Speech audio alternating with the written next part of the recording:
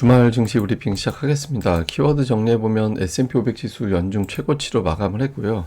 고용지표 예상치 상회하는 결과가 나왔지만 기대 인플레이션이 대폭 하락하면서 소비는 양호하고 인플레이션은 진정되고 연착륙으로 가는 거 아니냐 이런 기대를 유발을 했습니다. 그리고 이제 한국 관련 데이터들은 중립 정도로 반응을 해서 주말 사이에 나온 재료 미증시의 영향은 그냥 그저 중립 정도로 넘어왔다 이렇게 보면 될 것 같습니다. 이제 먼저 제가 보여드릴 게 어제 제가 보여드린 통계 있잖아요. 올해 들어서 고용지표 발표되는 당일은 평균적으로 0.47%포인트 정도 올라갔다. 상승 확률은 60% 정도. 이렇게 제가 일정별로 오르고 내려가는 거 통계적으로 말씀을 드렸는데 오늘 미증시 보면 0.4% 올랐어요. S&P 500 지수가. 그러니까 거의 뭐 통계하고 비슷하게 움직였죠. 주간으로 보면 S&P 500 플러스로 마감을 해서 연중 최고치로 마감을 했고 나스닥 0.7% 올랐고 달러 인덱스 0.7% 올랐습니다. 그리고 10년물 국채 금리도 올랐고 국제 유가만 하락했어요. 그러니까 유가는 진정되고 나머지는 다 올라가는 그런 모습을 보였고요. 그리고 이제 주간으로 보면 엔비디아가 1.6% 올랐고 JP모건이 1.1%, 테슬라 2%, 그러니까 빅테크와 금융주 고르게 다 올라가고 스몰캡이라든가 뭐 중성주들도 고르게 올라가서 전체적으로는 약간 올라간 그런 한 주였다. 이렇게 이제 우리가 볼 수 있겠습니다. 뭐 제일 중요한 거는 이날 나왔던 지표들인데 고용지표 실업률이 3.7로 내려갔습니다. 그리고 이제 시간당 임금은 4%가 됐는데 전체 수치를 보면 비농업 일자리가 예상치가 18에서 19만 정도였거든요. 그런데 19만 9천 정도가 나왔고요. 실업률은 예상치가 3.9였는데 3.7이 나왔습니다. 그리고 시간당 임금이 제일 중요한 데이터였다고 저는 생각을 하는데 전년이 4%, 전년 대비 4% 증가해서 예상치 부합했고 전월 대비는 예상이 0.3이었는데 0.4%. 그러니까 전체적으로 고용지표가 좋았어요. 그래서 좀 세부적으로 좀 보니까 10월하고 이제 비교를 좀 해봤더니 제조업에서 확실히 늘어났죠. 그러니까 자동차 파업이 종료가 되면서 저 부분이 이제 잡히면서 저렇게 된 것 같고 교육과 의료 부분이 이제 지난달 증가폭보다 더 증가가 됐는데 그 외에는 전체적으로 좀 둔해졌습니다. 뭐 소매업은 대폭 줄어들었고 레저 접계 부분도 약간 줄어들었고 정보 부분도 약간 줄었거든요. 그래서 저거는 자동차 파업이 이제 종료가 되면서 복귀가 되고 이 부분이 영향을 준 게 아니냐. 그래서 고용시장이 엄청나게 다시 좋아진 것 같지는 않고 그냥 나쁘지 않구나.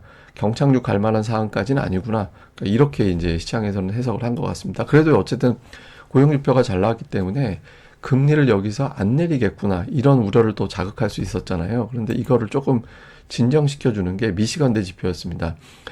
소비자 심리 지수는 올라가서 소비에 대한 어떤 심리 이런 것들은 괜찮다라고 보여주는데 기대 인플레이션 향후에 물가가 어떻게 될 것 같아요? 라고 이제 물어보는 설문에서는 뚝 떨어졌습니다. 이거 유가가 빠져서 저렇게 된 건데 1년 기대 인플레이션이 예상이 4.3%였는데 3.1%로 뚝 떨어졌고요.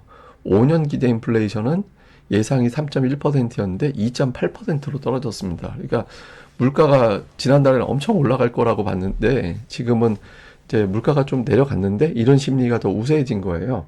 이렇게 되면 고용은 괜찮고 물가는 내려가고 경기 연착륙이네 이런 해석을 하게 되는 거죠. 그래서 저는 오늘 핵심이 인플레이션 수치는 진정이 됐는데 임금 하락은 완만하다. 그러니까 이렇게 되면 실질 소득이 증가되는 거잖아요.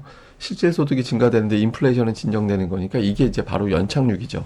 엄청나게 좋은 호황은 아니지만 어쨌든 연착륙의 방향으로 가고 있구나. 이게 이제 오늘 시장을 끌어올린 중요한 키워드였다. 이렇게 보면 될 것 같습니다. 그럼 국채금리 올라갔는데 재료비에서는 이제 좀 그나마 좀 덜 올라갔다. 뭐 위협할 정도로 올라가진 않았다. 이렇게 보여주는 거고. 그리고 이제 금리 내년 3월부터 내릴 것 같다. 이런 분위기로 막 몰아갔었잖아요. 근데 지금은 다시 동결 확률이 높아졌습니다. 어제까지만 해도 이 파란색이 아래쪽에 가 있었거든요. 확률 높은 게 더 밑에 3월에 인하하는 쪽 확률이 더 높았었는데 오늘은 살짝 이제 3월까지는 그냥 계속 이대로 가겠구나라는 확률이 살짝 높아지는 그런 변화 정도를 유발을 했습니다.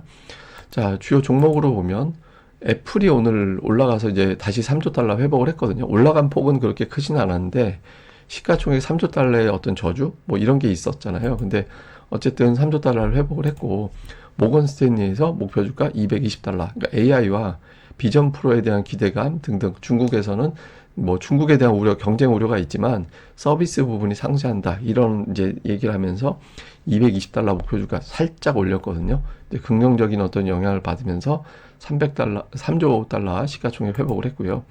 엔비디아가 올라가는데 오늘 2% 정도 올라간 것도 특이하지만 일단 51선 튕긴 것도 그렇고 또 하나는 10월 17일 이후에 한 번도 이틀 연속 올라간 적이 없었어요. 근데 이제 처음으로 그때 이후 처음으로 이틀 연속해서 올라간 거죠. 그래서 이제 금리가 내려가게 되고 안정이 되고 하고 하면서 이제 빅테크 주들이 한동안은 조금 외면을 받았었는데 오히려 이제 러셀 2000 이런 쪽으로 갔었잖아요. 그래서 금리가 내려가면 전체적으로 다 좋아질 수 있다. 이런 기대치로 좀 바뀐 것 같고요. 그다음에 지난주에는 제가 IBM이 신고가 종목이었다라고 말씀드렸잖아요. 오늘은 이제 룰루레몬이 연중 최고치 경신을 했습니다. 실적 호조 이런 것들에 대한 어떤 기대감 이런 것들이 이제 끌어올리는 역할을 했죠. 그래서 좀 은근히 막 이게 스포츠웨어 이런 전문 업체잖아요. 그래서 소비 관련된 종목이라서 이런 종목이 올라가는 거는 경기가 이렇게 나쁘게 해석하지는 않거든요. 그래서 이런 점도 이제 좀 긍정적으로 평가해 볼 만했던 것 같습니다. 발언들 정리해 보면 근데 아직까지는 경계 목소리가 강해요. 예, 경기 이제 시장이 뭐 이렇게 지표 잘 나와도 조심해야 된다라는 주장이 있고 그게 대부분의 어떤 데이터를 보면 실제로 근거가 타당한 주장들이거든요. 그러니까 뱅크 오브 아메리카의 하트넷 같은 경우는 금리 하락이 증시자 발목 잡을 수 있다. 왜냐하면 금리 내려가는 거는 경착륙이니까 금리 내려가는 거다. 그래서 만약에 미국의 비농업 일자리가 10만 명 밑으로 떨어지는 상황이 생긴다면 투자자들이 그때 가서 놀랄 수도 있다. 근데 어쨌든 금리 내려간다라고 무조건 좋아할 건 아니다. 이런 주장을 했고요. 캐시 보스얀치라는 사람은 3월에 금리 인하는 불가능한 거 아니냐. 뭔가 터져야 그게 가능한 거기 때문에 그동안의 시장이 3월 금리 인하설을 생각한 건 너무 과도했다. 이런 주장을 했고요. 반면에 이제 CT에서는 뭐 계속 강세론 주장하고 있죠. 내년도 S&P 500 기업들의 실적은 10.4% 올라갈 거고 그걸 바탕으로 S&P 500 지수는 5,100포인트까지 갈 거다. 근데 다만 선거가 있고 또 선거 이제 전후에서 또 부채 한도 이슈라든가 뭐 이런 것들이 계속 부각될 가능성이 있어서 이 부분은 좀 경계해야 될 것 같다. 이런 주장을 하기도 했습니다.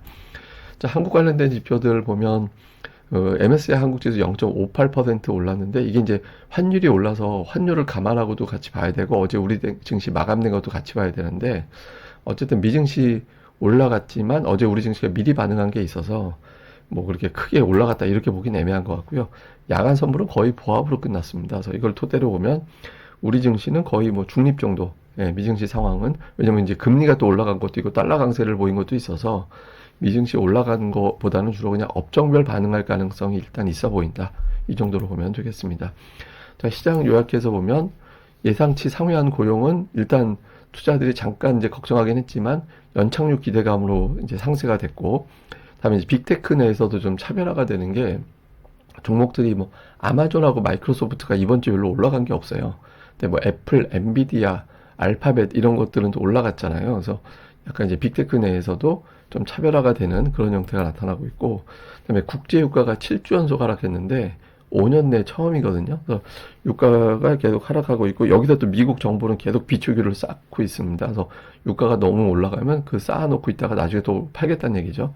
내놓겠다는 얘기죠. 그래서 어쨌든 유가는 드라마틱하게 급등할 가능성은 지금으로서는 그렇게 높아 보이진 않고, 이걸 바탕으로 우리 증시는 이제 첫 번째 이벤트를 긍정적으로 해석하면서 넘겼잖아요. 그래서 퐁당퐁당이 다음 주 정도 넘어가게 되면서 이제 마무리가 될 것 같다. 이런 흐름이다. 이렇게 보면 되겠습니다.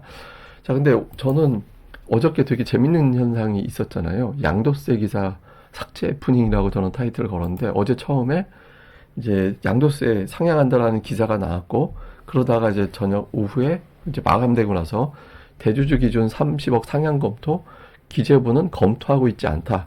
이런 기사가 떴거든요. 그런데 이 기사가 삭제가 됐어요, 갑자기. 그 언론사 요청에 의해서 삭제됐다. 이렇게 나오는데 이게 언론사 요청에 의해서 삭제된 케이스는 어느 경우냐면, 첫 번째는 엠바고를 잘못 어겼을 때 이거 기사 쓰지 마라고 했는데 써버린 경우가 있고, 또 하나는 사실과 다른 기사를 썼을 때, 그러니까 이런 어떤 게 이제 있는 거잖아요. 그러니까 둘 중에 하나겠죠. 근데 이게 뭘까 했는데 이제 저녁에 또다시 밤늦게 이 기사가 떴습니다. 근데 이게 이제 30억이다 50억 검토라고 떴는데 이 기사의 어떤 발언지가 이제 여권 관계자예요. 그러니까 기재부는 검토하지 않는다고 얘기를 했는데 여권 관계자는 저걸 상향한다라는 걸 다음 주에 이제 나올 것 같이 발표할 거로 보도가 됐거든요. 그래서 저건 아마 이제 뭐 정부 여당에서 막 저 여당에서 요청을 하고 정부에서 받아들이는 그런 그림을 그리려고 하는 게 아닌가.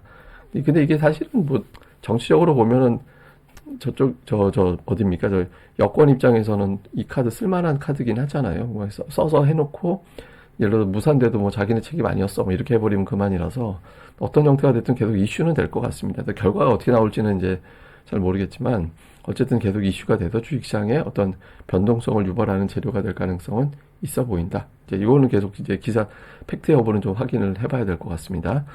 예, 어쨌든 이번 주말 또 이제 잘 보내시고요. 저는 또 다음 방송에서 뵙겠습니다. 감사합니다. 그리고 이 방송 구독하기와 좋아요도 꼭 부탁드립니다. 감사합니다.